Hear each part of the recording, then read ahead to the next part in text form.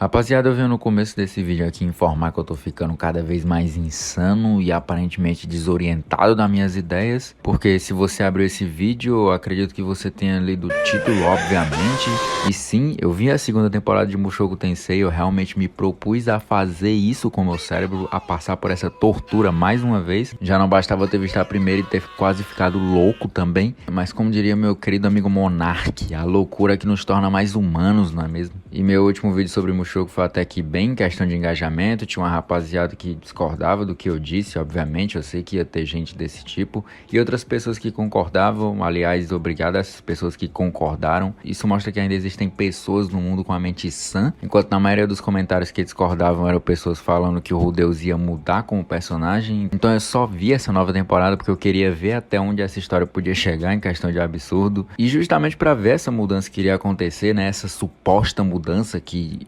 spoiler pra vocês, não aconteceu merda nenhuma de mudança, mas deixando bem claro que se ele for mudar daqui pra, sei lá, terceira, quarta temporada, isso não desconsidera as coisas que aconteceram nas temporadas anteriores, então Mushoku não deixaria de ser uma atrocidade criada por um ser humano, e eu confesso que eu tinha algumas esperanças que tivesse algo genuinamente interessante com relação ao mundo de Mushoku e as coisas que realmente importam na história, que é no caso o teletransporte repentino aí dos personagens, o que são os 7 poderes realmente, e a busca da família do Rudeus, além também do Deus humano e o porquê dele ter sempre a resposta pro Rudeus e porquê dele estar sempre junto com o Rudeus. Mas obviamente isso foi uma ilusão da minha cabeça em pensar que o autor poderia aproveitar algo bom da narrativa que ele criou. Ao invés disso, a gente teve uma temporada bem chatinha e abaixo da primeira e com os mesmos problemas dela praticamente, só um pouco mais reduzidos, entre aspas. Bom, mas ao menos nessa temporada o Rudeus deu uma leve melhorada, ele não tá insuportável como na primeira, porque aparentemente agora ele tá um pouco mais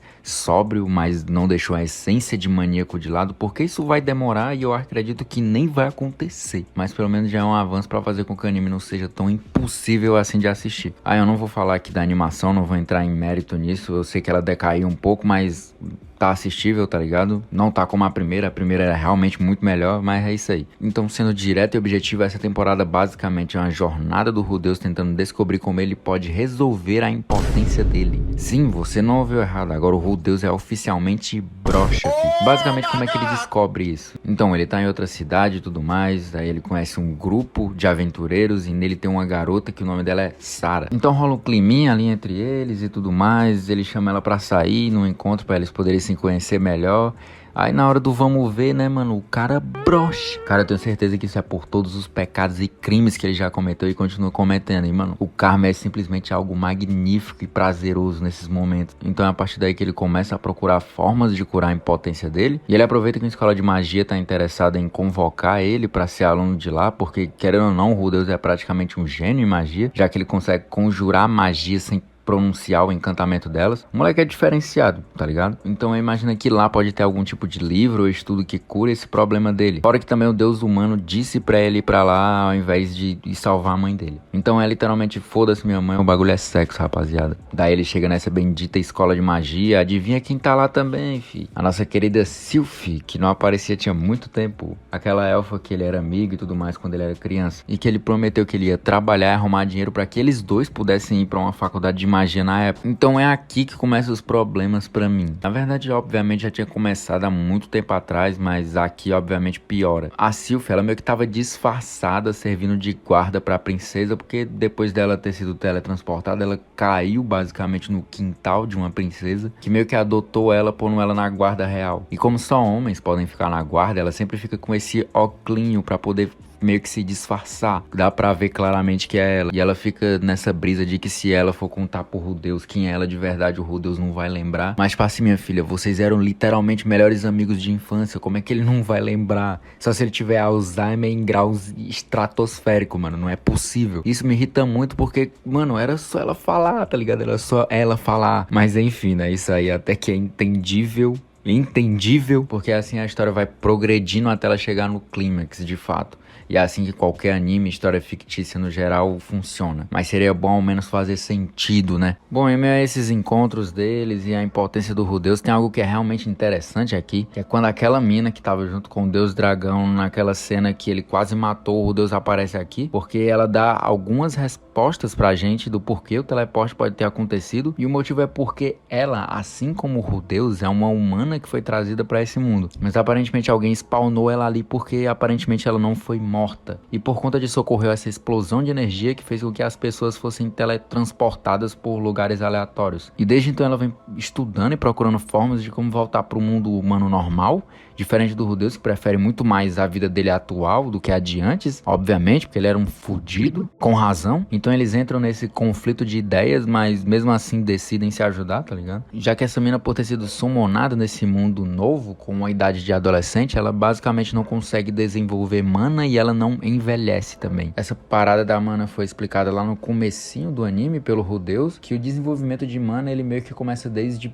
pequeno. Então quanto mais cedo você começa a aprender magia, mais mana você vai ter futuramente, porque crianças têm um potencial muito maior que adultos pra isso. Isso até que é um ponto bem interessante na história. Então ela pede pra ele tentar trazer coisas do mundo humano pro mundo deles, pra ver se eles conseguem reproduzir algo parecido com o que aconteceu no teleporte, e conseguindo trazer objetos, eles podem ir progredindo até chegar a trazer pessoas de um mundo pro outro. Então se eles descobrirem como fazer isso, talvez eles poderiam fazer o processo contrário e mandar alguém do mundo deles pro mundo humano novamente. Mas obviamente isso falha e fica por isso mesmo. E isso durou tipo 2 episódios, tá ligado? E não foi mais falado na temporada inteira. Incrível. Mas eu acredito que mais pra frente isso vai voltar a ser desenvolvido. Então a gente volta aqui pro núcleo da Sylph do Rudeus, que é no caso ela querer contar pro Rudeus quem ela é de verdade. E tipo, ele já vinha desconfiando ali que ela escondia algo e tal, porque ele tava começando a se atrair por ela, começando a se questionar da sexualidade dele. Então a Sylph com a princesa montam uma estratégia deles ficarem sozinhos, pra que fosse meio que especial a forma como ela iria revelar a identidade dela, o que não precisava, como eu disse, mas tudo bem. Eles saem pra procurar uma suposta flor pra princesa, cai uma chuva lá do nada, que obviamente foi planejado pela Sylph, e eles têm que meio que se abrigar numa caverna e tal. Aí daí ela revela quem ela é e tudo mais, e quase rola o que vocês já sabem, mas não dá porque de novo a disfunção erétil do Rudeus ataca. Eu prefiro não comentar sobre isso, mas enfim, no final eles tentam de novo, a Sylph dá uma espécie de Viagra lá pra ele,